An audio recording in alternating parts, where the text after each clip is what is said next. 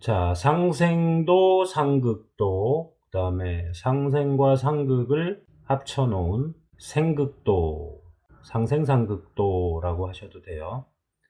자, 상생도를 보시면은 상생을 할 경우에는 목화에서 화의 에너지까지 팽창한 다음에 이 토라는 에너지가 어떻게 이 화를 떨어뜨릴 것이냐, 화기를 어떻게 조절해서 흡수할 것이냐. 그러니까 화생토라는 것은 화가 토를 생한다라는 생각만 하시면 안 되고, 화기가 토에 의해서 흡수되면서 조절된다. 자, 그래서 상생도라는 것은 원운동을 하기에는 대단히 불리하다. 그 중에서도 이 화에너지에서 어떻게 금수 에너지로 내려올 것이냐, 거기에 토가 관여하고 있단 말이에요. 그래서 상생도에서 토를 중앙에 그림을 그려놨지만 가장 중요한 과정은 화생토 과정이에요.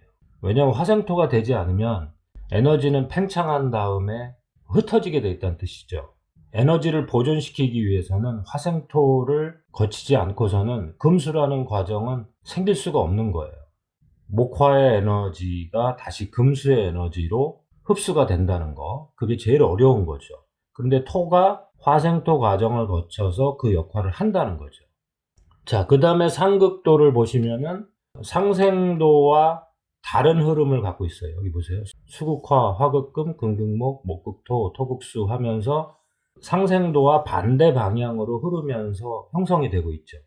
자, 보세요. 상극도도 보시면은 이쪽 방향에서 완벽한 원운동을 할 수가 없죠. 상생을 돌렸을 경우에, 자, 원운동을 시키기에는 기울어져 있죠. 어느 한 부분이 부족하죠. 자, 상생과 상극도에서 토가 조절하고 있다고 하지만 상생에서는 화와 금이 연결될 수 없는 거죠. 그 다음에 상극도에서는 수생목이 안 되는 거죠. 상극도만으로 가서는 수생목이 안 되고, 상생도만으로 가서는 화금교역이 안 되고, 그래서 상생의 과정에서는 팽창한 화기를 어떻게 흡수할 것이냐, 거기에 제일 중요한 거고요. 그 다음에 상극의 개념에서는 저장되어 있는 에너지를 수생목을 어떻게 시켜줄 것이냐. 상생과 상극이 공통적으로 원운동을 완벽하게 할 수 없다. 그럼 이 두 개를 만나게 하면 되잖아요. 그렇죠? 만나게 했을 때 거기를 상생상극도라고 하고, 목화토금수에서 토를 중앙에서 빼내오면 돼요. 빼내오니까 어떻게 돼요? 목화토금수, 이게 상생으로 보이는데요? 그러시면 안 돼요. 왜냐면 에너지는 제일 중요한 게 위치와 방향이에요. 원운동을 하는 에너지를 5단계로 나눴을 때 위치와 방향성이 다르기 때문에 이 자체는 이미 상극을 포함하고 있는 거예요. 그 상극이 보이시면은 목극 토, 토극 수, 수극 화, 화극금, 금극목, 다시 목극 토. 이걸 그림을 그려놓지 않아도 이게 보이셔야 돼요. 왜냐면 상생도, 상극도에서 부족한 부분을 화생토와 토극수를 이미 이 안에 포함하고 있기 때문에 이 자체는 원운동을 하기 위한 가장 완벽한 모식도가 되는 거예요. 그림이 탄생이 된 거죠. 그래서 목화토금수 이렇게 앞으로 우리는 말하면서 그 안에 이미 상극의 의미를 포함하고 있구나. 한 칸 건너서 이미 상극을 갖고 있다. 상생과 상극은 동시에 일어나야지 에너지 편차가 일어나지 않고 영원히 순환될 수 있다. 자, 우리가 육체는 죽더라도 영혼은 영원히 우주 속에서 산다고 했잖아요. 자, 그 영원하다라는 것을 나중에 여기 목화토금수에서 음량을 배치해서 십간이라는 게 탄생이 되잖아요. 그 십간이 영원하기 위해서는 이 상생상극이 동시에 일어나야 되는 거예요. 그래서 우리 인간은 영원성을 대표하는 그 정신계, 십간의 에너지죠. 그 다음에 소멸성을 대표하는 육신계,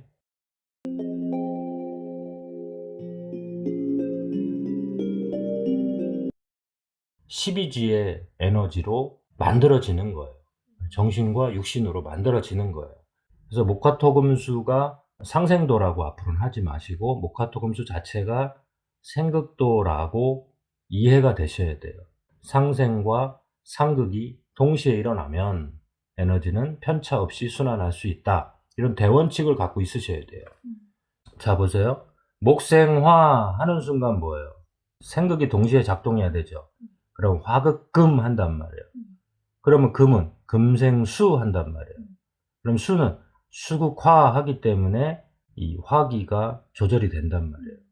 물론 생을 하는 동시에 생도 하죠. 어느 에너지가 치우치지 않고 원운동을 할 수 있다는 것은 그 위치와 방향성만 서로 시속 게임을 하게 주면은 알아서 상생상극이 된단 말이에요. 이게 나중에 12지에 가면은 우리 그 육신계에서도 뭐예요? 항상성이라고 그래서 서로 이렇게 기량작용을 한단 말이에요. 어느 하나가 많이 분비가 되면 또 그게 흡수가 되는 과정. 그런 것들을 토가 조절한단 말이에요. 마치 우리 몸에 효소라는 게 있어서 분비하는 효소가 있는가 하면 흡수하는 효소가 있고 조절 시스템이 돼 있단 말이에요. 근데 그건 알아서 우리 몸에서 한단 말이에요. 왜 그래요? 십천간에서 12지가 나왔기 때문에 십천간은 상생상극으로 조절을 하고 그걸 생극재화라고 했죠. 12지는 합충변화로 조절을 한단 말이에요. 비슷한 용어인데 조금 달라요. 토가 개입이 되면서. 그 기준점을 먼저 갖고 그 세세한 내용은 앞으로 하시면 돼요. 자, 일단은 목화토금수가 이제 생극도로 보이셔야 돼요. 그래서 어떤 거를 내가 생하면 이미 극하는 에너지가 생기고 또 극은 또 생을 통해서 그 원래의 자리를 또 조절하고 있단 말이에요. 그러니까 화 에너지가 지속적으로 팽창할 수가 없어요. 목 에너지가 목생화 하는 것 같지만 화는 뭐예요? 화생토를 하고 있을 뿐더러 뭐예요? 화극금을 하면서 금은 또 수를 생해서 이 수극화를 통해서 화를 조절을 하고 있기 때문에 그럼 수극화만 하느냐? 안 그렇죠. 목을 통해서 화를 또 생해주죠. 그러니까 일방적 상생상극이라는 게 발생하지 않도록 이 그림 자체가 그렇게 만들어 놨어요. 그 5개 구조의 키포인트가 뭐예요? 팽창해서 완전히 흩어진 에너지는 토에 의해서 무조건 뚝 떨어져야 돼요. 마치 중력처럼 지구에서는 뭐예요? 대기권처럼 이 에너지가 완전히 열려 있는 것 같지만 잡아주고 있잖아요. 그 다음에 토극수 하면서 영원히 잠든 에너지가 없게, 그쵸? 그래서 다시 수생목을 할 수 있게 상생상극이 동시에 일어나고 있다.